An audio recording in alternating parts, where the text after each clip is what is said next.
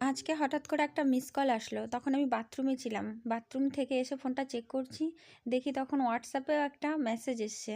দুটো নাম্বারই আলাদা আলাদা, কিন্তু দুটো নাম্বারই অজানা। প্রথমে হোয়াটসঅ্যাপটা আমি চেক করলাম, চেক করে দেখছি এখানে পি পঙ্কজ সমাদ্দার লেখা আছে, আর একটা হাই মেসেজ এসছে। আমি নামটা দেখা সত্ত্বেও আমি তাকে জিজ্ঞেস করলাম, কে তুমি, কে? সে জবাব দিল যে আমি আকাশ। আমি বললাম কাকে চাই? জবাবে দিল দেখো এটার কোনো মানে হয় না। এই রিপ্লাইটা দেখে তো আমার খুবই রাগ হচ্ছিল, মনে হচ্ছিল এক্ষুনি ব্লক করে দিই, কিন্তু ভাবলাম না, আগে কল লিস্টটা চেক করি কে কল করেছিল।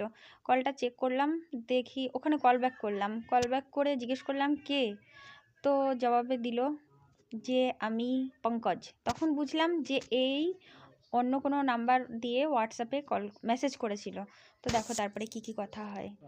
হ্যালো, হ্যালো, কে? আমি পঙ্কজ বলছি, কোথা থেকে? গাংনাপুর থেকে। হ্যাঁ, গাংনাপুর থেকে? গাংনাপুর? হ্যাঁ। আমি তো চিনি না। তোমার বাড়ি কোথায়? আমার বাড়ি হাবড়া। নাবড়া? হাবড়া? ও হাবড়া, তো এই তো হাবড়া, গুনো হাবড়া। হ্যাঁ, গুমা হাবড়া। আর রানাঘাটের লাইন ওই বনগাঁ থেকে, বনগাঁ থেকে। সে চিনি, গাংনাপুর আমি চিনি, আমার মাসি বাড়ি আছে। তো বললে চেনো না? তা বলিনি, চিনি না বলিনি, তোমাকে তো চিনি না তাই বললাম।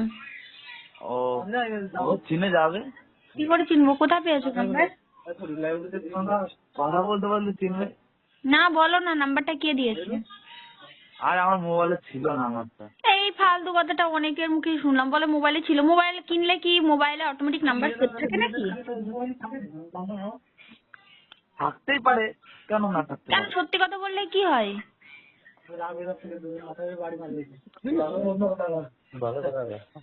কে তোমার পাশে, কে? ওই আমার দাদা একটা। তো বলো না কে দিয়েছে নাম্বার। আজ পর্যন্ত এরকম এরকম যারাই বলেছে আমি কিন্তু প্রত্যেকে ব্লক করে দিয়েছি একদম।